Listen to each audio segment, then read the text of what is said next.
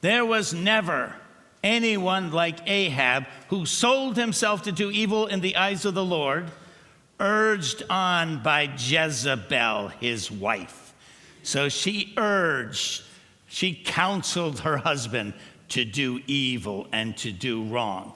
And the last one, here's the list of them. The last one is in 2 Kings chapter 9, and it tells us there that Jezebel was a witch, that she also practiced witchcraft. They're all kind of connected, Baal worship and witchcraft.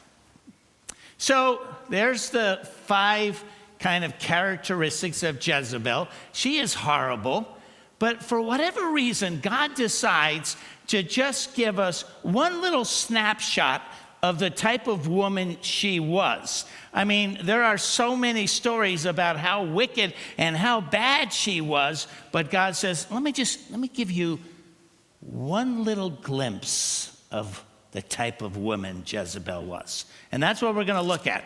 So, chapter 21 of 1 Kings. And let's read this one story we have of Jezebel. So starting in verse 1. Sometime later, there was an incident involving a vineyard belonging to Naboth, the Jezreelite. The vineyard was in Jezreel, that's the capital of Israel, close to the palace of Ahab, king of Samaria. Ahab said to Naboth, let me have your vineyard to use for a vegetable garden, since it is close to my palace. In exchange, I will give you a better vineyard, or if you prefer, I will pay you whatever it is worth. But Naboth replied, the Lord forbid that I should give you the inheritance of my ancestors. Now, in the Old Testament, in the law, basically the Israelites were not supposed to give up their land to someone else. And Naboth, he's like, look, my great-grandfather farmed this land. My grandfather farmed this land. My dad farmed this land. I was born on this land. I want to raise my family on this land. I'm attached to this land. I'm sorry, King Ahab, there's just really no price for me to give up something that is so special to me and my ancestors, and I hope to my children and my grandchildren. Well, Ahab is, talk about a crybaby. So verse 4. So Ahab went home sullen and angry because Naboth the Jezreelite had said, I will not give you the inheritance of my ancestors. Ahab lay on his bed sulking and refused to eat.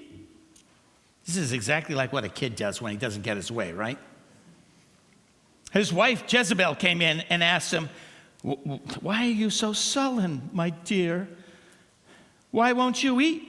He answered her, because I said to Naboth the Jezreelite, sell me your vineyard, or if you prefer, I will give you another vineyard in its place.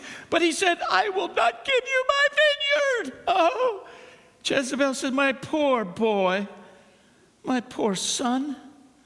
Jezebel's wife said, is this how you act as king over Israel? Get up and eat. Cheer up.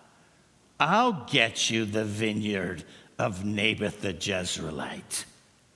There's a saying, the rooster knows how to crow, but the hen knows how to deliver. So King Ahab knows how to, but the hen will deliver. So, verse 8. So she wrote letters in whose name? In Ahab's name. So she's forging his name as women. How many women you write out checks and every so often you forge your name on the check instead of your... Actually, everyone has... In the old days, oh well, I guess everyone... Who writes checks anymore? Okay. I write, yeah. I think only to the church is the only checks I write. So she wrote letters in Ahab's name, placed whose seal on the letter? Like guaranteeing this is who it's from. Ahab's seal on the letter. And she sent them to the elders and nobles who lived in Naboth's city with him. In those letters, she wrote, and here's what she wrote. Proclaim a day of fasting and seat Naboth in a prominent place among the people. But seat 2 scoundrels opposite him and have them bring charges that he has cursed both God and the king. Then take him out and stone him to death. So, you'll notice it says in verse 9, in those letters she wrote, and I was thinking to myself, do you remember the TV series called Murder, She Wrote? Does anyone not have seen Murder, She Wrote? Raise your hand. Okay, obviously, these three people don't own a TV set. Would anyone lend them a TV set for them?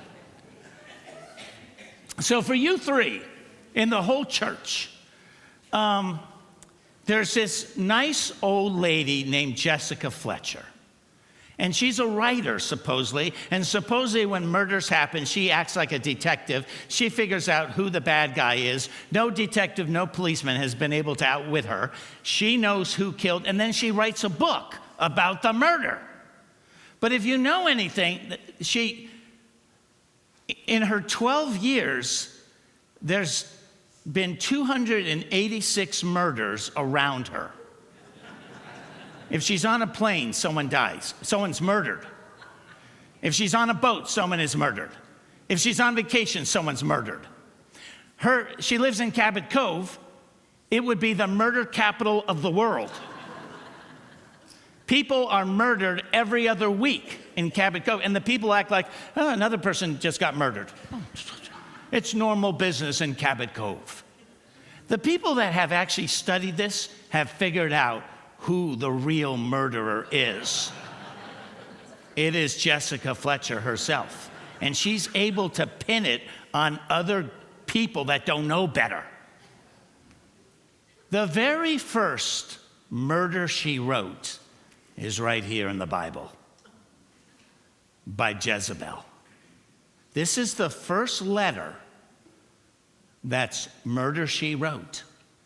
She wrote, you get Naboth, have some scoundrels say that he cursed God and the king, and then kill him, stone him.